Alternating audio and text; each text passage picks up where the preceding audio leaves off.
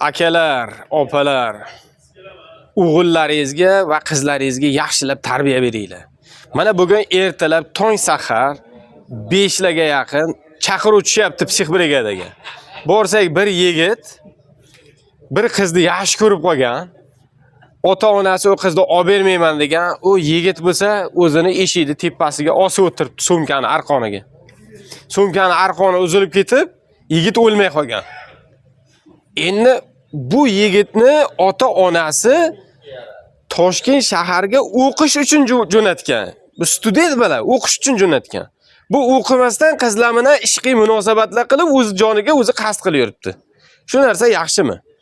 Bitta farzandni masalan 20-25 yoshga kirishi uchun ota-ona qanchalik zahmat chekadi? U oddiy narsa emas. U o'lib ketsa nima bo'ladi? Butun umr abadul abad do'zaxga ketadi bu bola. O'shaning uchun farzandlaringizga yaxshilab tarbiya beringlar. O'g'ilmi, u qizmi, u turli xil bo'lar bo'lmas ishqiy munosabatlarda bo'lmasin.